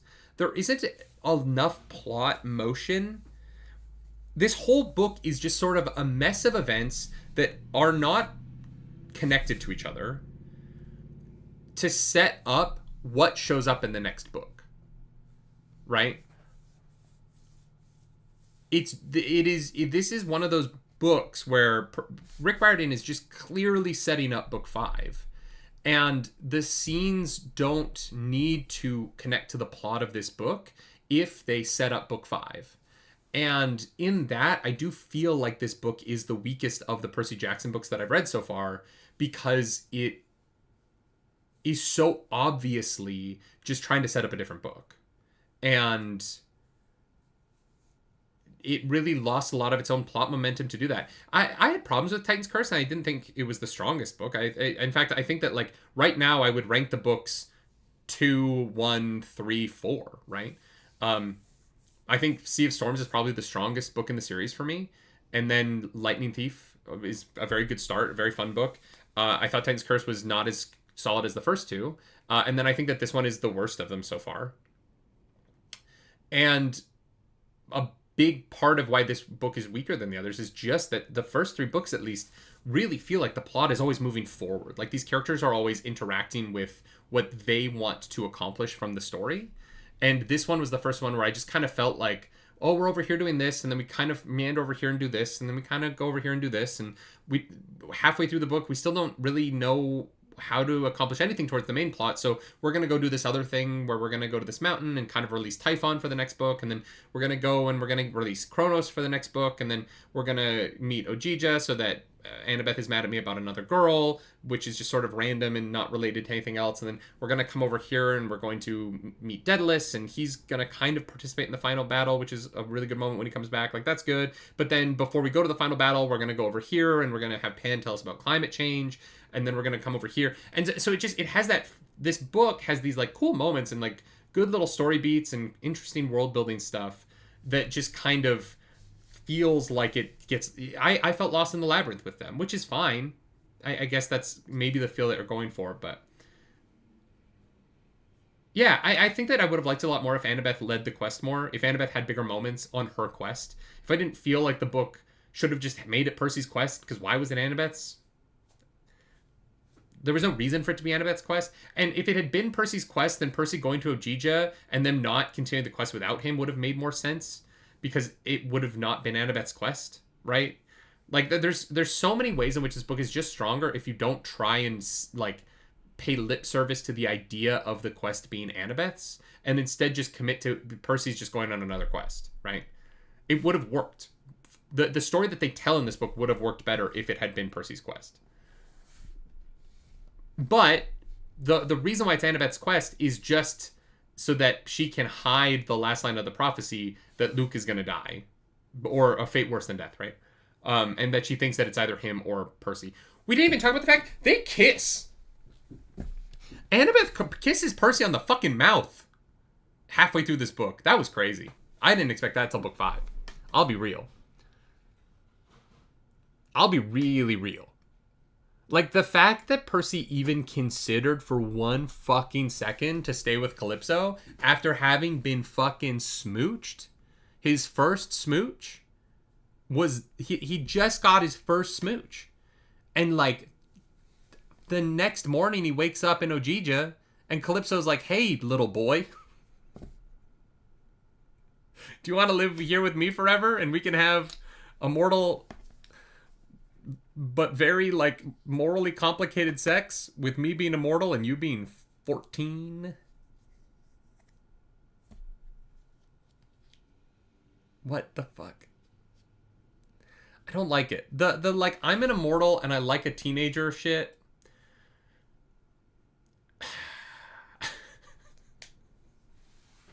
Weirds me out, man. It just weirds me out. I there's nowhere where I don't get weirded out by it.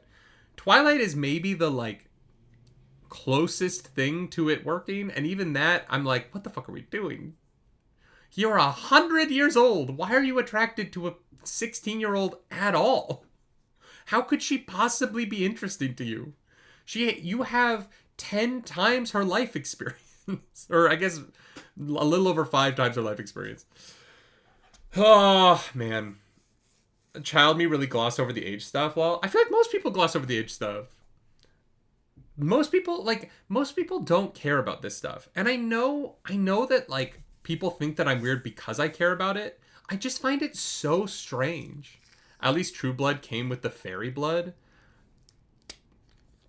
Yeah, but Suki's also, like, in her 20s, isn't she? She's like a waitress at a bar.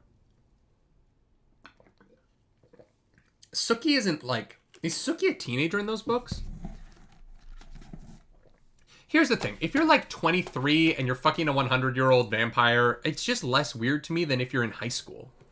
Suki Stackhouse. How old is she in those books? I haven't read the books. I've only seen the TV show, and I do love it. How old is she? She's like a waitress. Like, she has like a real job when she meets Bill. So I don't think she's like a child.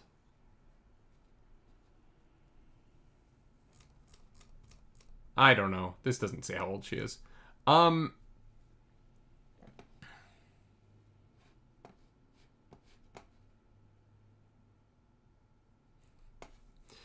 That TV show is dope. One of the few for me and my sister are like, yeah, like I don't mind True Blood as much. She was 18-ish. I mean, maybe she's 18-ish. I always thought she was in her early 20s at the start of that, but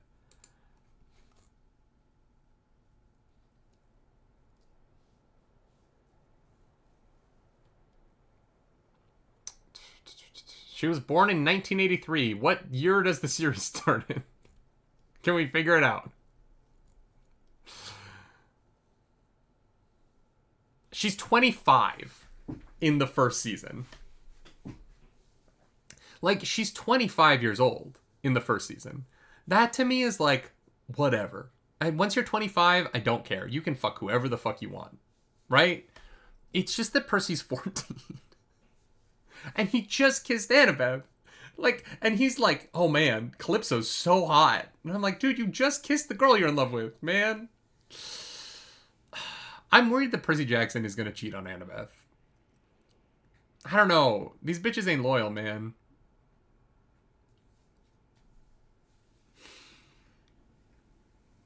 Yeah. Just a wild and weird book. I really wanted to like it more than I did. I think that's obvious, right? I'm so curious about the next one. Because I don't... Look, I'm not gonna lie. I've enjoyed these monthly Percy Jackson books. It's been a fun ride for book club. I don't know that I'm going to I don't know that I'll do book club, like... I don't know that I'm going to keep going after book 5. I'm definitely going to do book 5 in April. We're going to finish book 5. We're going to finish... It's called The Lost Olympian, right? Lost Olympian? I can't remember. We're going to do book 5, and we're going to, like, finish this series out, but I honestly don't know that I'm enjoying this enough to keep going. I was, you know what I mean? Like, I definitely was after the first 2, Last Olympian. Oh, more on Calypso. Yeah, and I do understand the argument that, like, Calypso's just so lonely that what she's doing is creepy, but she's so lonely that, like, she doesn't give a shit, right? Like, she's, like, her life is misery. And I do understand that. Like, I'm not saying that Calypso is a tragic figure, and she doesn't love Percy, right? Like, and I just wish that Percy acknowledged that. I think him leaving would have been more interesting if Percy was like, she doesn't love me. She wants someone to be here with her. And that's not the same thing. That's not love. What Annabeth and I have... It's love, right? And I just think that the more interesting ending to that would have been for the book to acknowledge the fact that Calypso isn't in love with Percy. They don't know each other. They have nothing in common. She's just so lonely that she is willing to say anything to make him stay. And that he can't stay just to make her okay. Right? That is the more interesting ending there. Is him being like, you don't love me, Calypso. You just haven't seen anyone in 500 years. It's not this. That's not the same thing. And I can't stay with you just to be that for you when my friends are literally dying. Like, literally dying. I can't stay here because you're willing to profess your love after 10 days because you're so lonely. My friends are dying. I've got to go. Even though the tempting thing, like, him being tempted by her being hot is weird. He should have been tempted because he's tired of fighting. And he has to, like, pick up the spear again. It doesn't matter. Yeah. Also, can I ask you guys this? Did Tyson and Grover not like each other before this book? Or did that feel like it kind of came out of nowhere?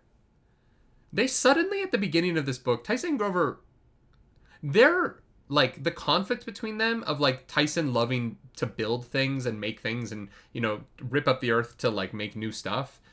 being in contradiction to Grover being all about the wild was an interesting conflict. It just felt like it came out of fucking nowhere at the beginning of this book. I don't remember them having a single conversation. I don't even remember them really talking to each other prior to this book. They seemed fine at the end of book 2. But we didn't really see them interact. And then Tyson's not really in book 3. I think it's because the TV show version of season 2 had them working together and not having any problems. Grover has issues with Cyclops from book 2.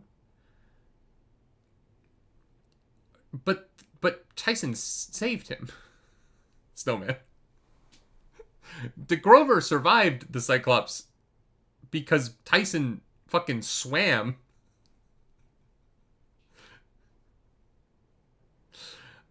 We just don't get to see it sooner because they don't interact much. I mean, Tyson saved Grover's fucking life, Snowman. It just feels sort of like... It feels rude on Grover's part to be like, yeah, I don't like Cyclops. Including you, Cyclops, that rode a seahorse hundreds of miles in order to show up and save my life from the bad Cyclops that was going to eat me. I know you saved my life.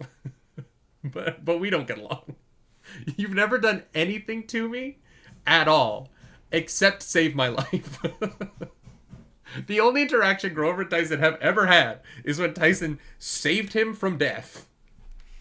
Was Tyson the one who saved him? Yeah, they're all like basically fucked, right? Snowman. And then Tyson because it's the moment where it's like the all is lost moment, and then because they think Tyson's dead, and Tyson like comes running up the beach and throws a rock at what the fuck is that? The Polyphemus? Is that the fucking Cyclops that's holding them? Jonathan O'Neill says Calypso has the James Holden relationship mindset. If I'm gonna be in a relationship, it's because I love them. yeah, that's a good point. That is a good point. Yeah, what a weird and fun little novel. I'm excited to read the next one because I do feel like a lot of this one was just building up the next book. So I do think the next one is going to be a more interesting book, right? I think that there's going to be more plot to it and less sort of the meandering, which I'm excited for. But yeah. I don't have a lot more to say about this book, honestly. I feel like I've gotten out everything I wanted to say. It's fine. I was weird. I didn't realize how much I've traverse the United States until I read these books and realized I've been everywhere they go in these books. Like every time they go to a new location, they're like, hey, we're in the only place I've never been is New Mexico. But the I've been like, they're like, oh yeah, we're in Colorado Springs at the Garden of the Gods. I was like, this is wild. I did Shrek here. Speaking of book 5, how much is it to commission a chapter? I think it's like 100 Canadian dollars, Snowman. So it's like 70 something American dollars. It's the price that we settled on years ago, and it's been the same price the whole time. That's you just have to talk to the mods in the Discord. It's like 77 USD. Yeah. That price is so funny because I genuinely thought. Here's the thing. Here's what happened. I'll tell the story of the audiobook reactions because it's been so long since I've said this, and people might be new. When we were first doing audiobook reactions, we did Do My's Wells, and people were like, I love Do My's Wells. Do more audiobook reactions. And we're like, oh, we don't want to do more. Like, they don't perform well. They don't get that many views. They don't get that many views, so we're just like, it's not really worth it. It kind of hurts the channel to do these. And we were like, okay, well, if you want them, we'll do them, but we'll commission them. And I was like, I didn't want to do a lot of audiobook reactions. Like, I actively did not want to do this. And so I was like, what's a number where maybe, like, for big chapters like Do My's Wells, people will do it, or, like, pool together to do it, but people won't do this very much. And I was like, $100. What a crazy amount. No one would ever commission multiple chapters at that price. We're free and clear. We're never going to have to do this again. We have to react to every chapter in the rest of the Dungeon Crawler Carl book we're into.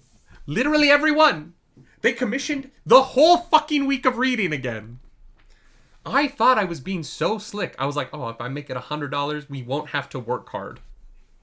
And then you motherfuckers are like, no, put in the work. My fucking schedule. Rip. What did you think of Percy's birthday party at the end? I mean, it was kind of sad, if I'm being honest. I did feel like I love the Nico showing up. I really liked Percy's dad showing up. I thought that was great. I thought Paul Blowfist was so chill about Percy's dad showing up. I really enjoyed that bit. I thought the narrative conversations at his birthday were great. It did definitely feel like more of his friends should have been there. I do feel like Percy has enough friends at this point that like they should come to his birthday, but you know, summer birthdays are tough, especially like end of summer birthdays. People are on vacation and stuff. Skepcat says, I love Ranger's Apprentice. I don't know what Ranger's Apprentice is. What is that, Skepcat? Calbray says, especially with the cliffhanger of Nico telling Percy at his birthday that he has a way to beat Look Good Close Off. I think an autocorrect thing just happened. I liked the conversation with Nico a lot. I liked Percy inviting Nico in for cake. I love that it's like the blue cake going back to the first book. That's like this thing that's going to connect these two young boys. Again, like I really love Nico's journey across his book. His arc is interesting. He changes a lot over these two books that he's in, right? He goes through a whole up and down and up and down. And I'm really hoping that in the next book he's in a lot more. I hope that he rubs off on Percy a little bit. And Percy changes and starts to kind of grow up into the world that he is a part of. Because there are characters around Percy who are allowed to grow. Clarice, I think, is in the background of this series having a really interesting arc. We don't interact with it almost at all. But Clarice is having this very sentimental side of her brought out by her trying to fix Chris. Which is fascinating because the show made him like try and kill her. Which, I guess, like his redemption into being her lover is not lover, but like her, you know, they clearly have an intimate connection. At the end of this book and throughout this book when she's trying to help him. I actually really like that bit. I wish that had been more a part of it. I wish the solving of the Labyrinth puzzle and like the plot of them being in the Labyrinth had been what led them to be able to help Chris rather than it just being a like Dionysus just shows up at the end and just fixes him. I think it would have been really interesting if Chris's condition was more tied to some element of what they solve in the Labyrinth or something that the kids accomplish rather than just being... I did find it weird that Chris is just okay at the end because Dionysus like snapped his fingers off screen. It feels like there could have been room within the book for the plot to be more contributory to that event. I feel like I'm just complaining. It's so interesting. This book is a frustrating one for me, and I stand by everything I've said in this book club. I find this book frustrating because I do see a solid fourth entry in the series in here. I do. Like Chris going crazy in the Labyrinth and getting fixed at the end of the book. That's an interesting little idea. It just, both of those events happen off page and aren't related to our main characters, right? There's things like that where I'm like, oh, if we just kind of massaged those two events more into the plot, we could have tied some of this shit together. If in the first half of the meandering, doing kind of random shit in the Labyrinth part of the book, if we had been derailed because Annabeth decides to step off of the quest for a minute because there's a way to help Chris, right? And the reason why they go back to Camp Half-Blood during the 2 weeks that Percy is away is because Annabeth is taking this cure back for Chris. And Annabeth really, like, takes the reins of her quest because she's like, you know what? This finding Ariadne's string is important, but if we can help Chris, we should. That would be a great little, that would have been a great little moment, right? Like, that would have been a great a tie-in and giving Annabeth agency over her quest. There's so many ways in which, like, the events of this book feel like they could have been tethered to the plot. It's the fact that they aren't that makes it feel like this sort of messy novel. But there's good ideas. There's solid stuff. There's good character interactions. There's really fun, like, world-building choices. It just isn't quite the novel that... the cohesive novel that I wanted it to be. Emerson Wright says, there's a great short story between this book and the next about Percy and Clarice actually being friends. Oh, right, because there's, like, Demigod. There's the Demigod Chronicles or something? The Camp Half-Blood Chronicles. There's some sort of book of short stories, right, Emerson? Death 9946 says, I think Rick noticed this problem because the next series the POV changes between different characters. Yeah, and honestly, that's probably a way to solve it, right? This book should have had Annabeth's POV. And why not have her POV, right? Because we don't ever get her POV or how she feels about things, we don't really get to see her jealousy as anything more than her just being very weirdly jealous. Like, her being so petty towards Rachel when they first get in the Labyrinth as a unit. I loved that Rachel is that her, like, charitable arts donations come from her being a fake statue in Times Square. That's so funny. That was a good bit. That was a really good bit, Rick. I've never seen kids do that. But yeah, very funny. But Annabeth just, oh my god, the first half of the second half of this book, where Annabeth is just being petty to Rachel because she's jealous, I guess, that Percy knows her. Like, not even that Percy and her are friends. that Percy just knows a girl. She's so, oh my god, she's so petty. And it goes on for way longer than it should. She's petty for a while.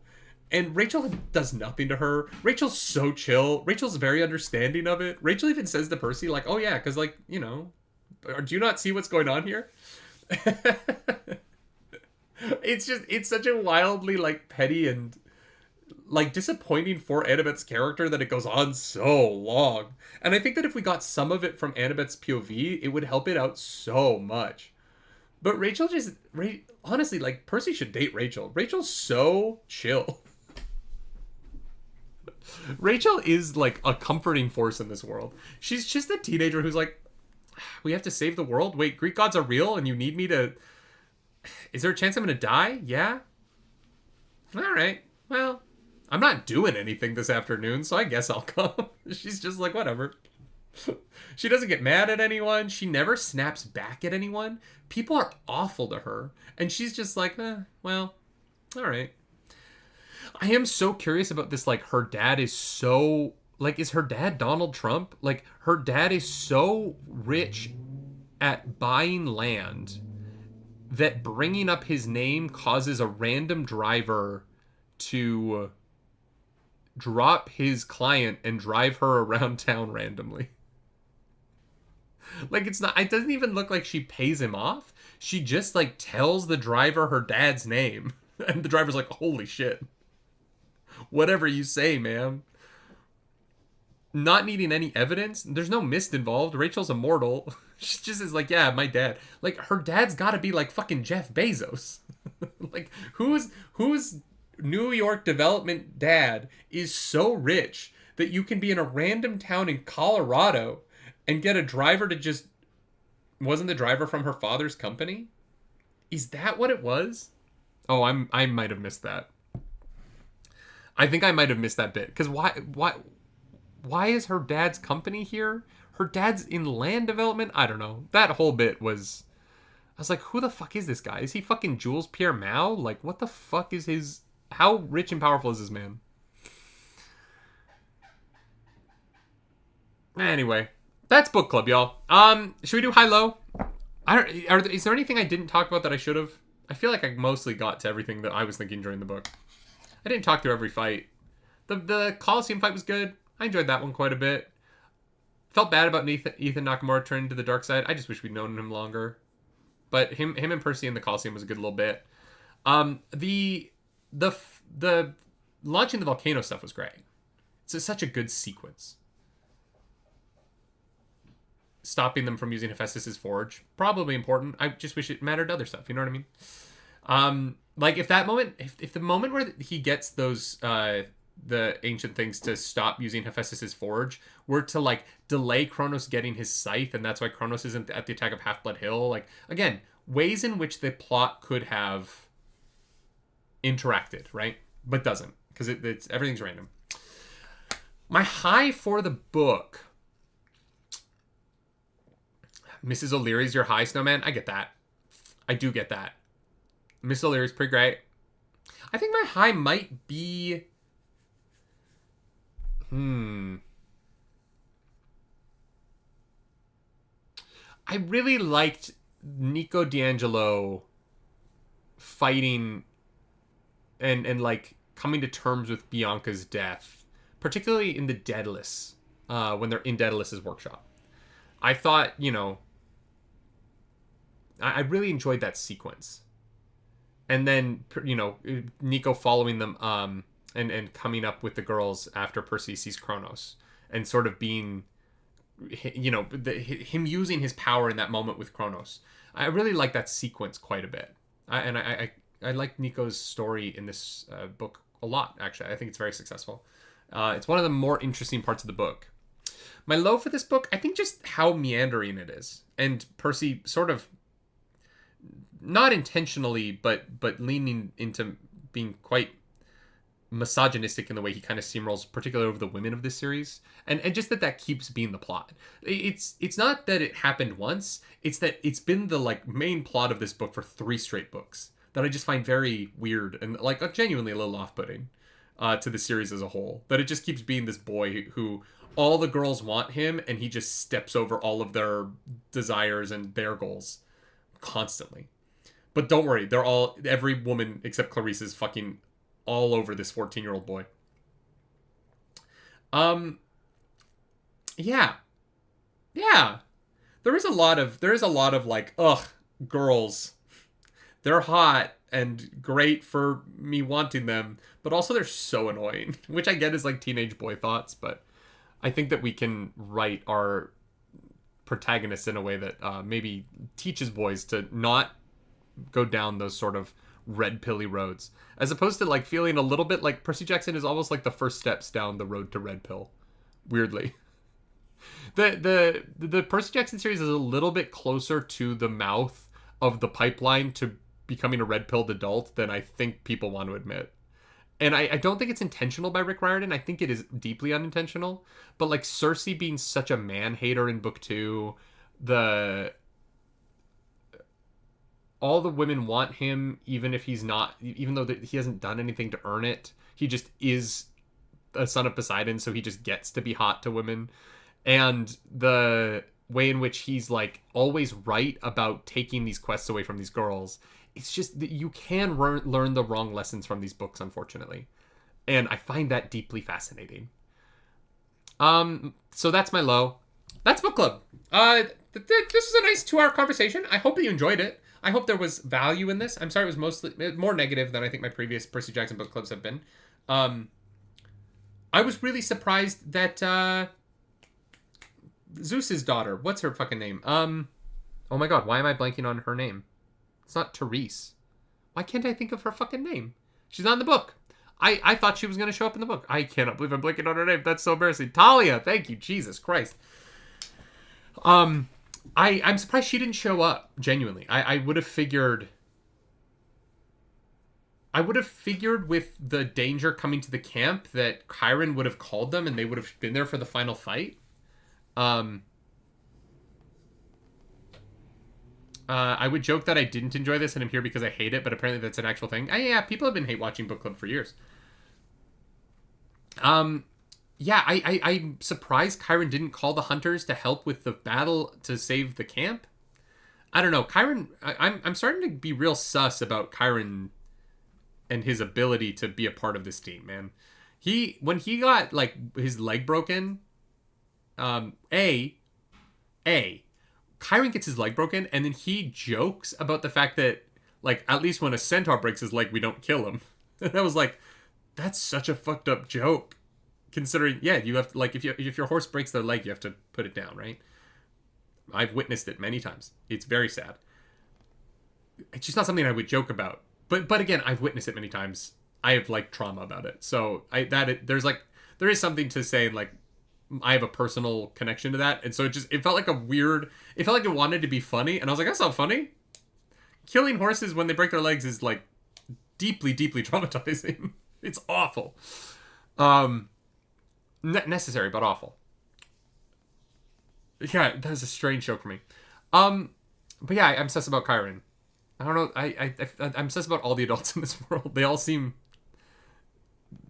terrible. If you like this video, like, subscribe to the channel. If you don't, hit the dislike button. Leave me in comments down below, because the algorithm god is hungry and we must feed her. This episode, that algorithm goddess is Rachel Dare, because we literally could not have done this without her. Percy's got her phone number memorized. And even though he and Annabeth kissed, she's the one he's thinking about calling at the end of the book. Annabeth might be in danger of losing her boy to a mortal? What? If you want to follow me on the internet, you can. I'm at nerdynightly. We're not going to do Smut Club because they're children. And unlike Calypso, I don't want to talk about kids that way. Sorry. I just think it's weird. Thanks for a great book club, y'all. This was fun. We will be back Friday with the end of the Anarchist Cookbook. Clarice will be here for that. Again, if you want to join up, be a member. We are going to react to every chapter from 25 to the end of the book. They were all going to go up this week. We're also going to react to the post-credits scene, I guess, or something. There's, like, ads or something people want us to react to. So all of that will be going up for members and patrons. And then I will be back the following week. Don't forget to get your questions in about the first 2 books of Dungeon Crawler Carl in the Discord, because the following week will be a pre-taped episode. We're going to be at PAX East, but there will be a video going up on Friday at 11 a.m. That will be a pre-taped book club, where we will answer all your questions about the first 3 Dungeon Crawler Carl books. The week after that is The Expanse Book 3. I think it's called Abaddon's Gate. And then we will be getting into Dungeon Crawler Carl Book 4 the week after that. So next month we will finish Percy Jackson and the Olympians, the series. Next month we will do Book 4 of Dungeon Crawler Carl, as well as some other stuff. Probably Book 4 of The Expanse. I don't know. The April schedule will come out probably next week. Thanks so much, everyone. Do something nerdy night. Thank you, mods.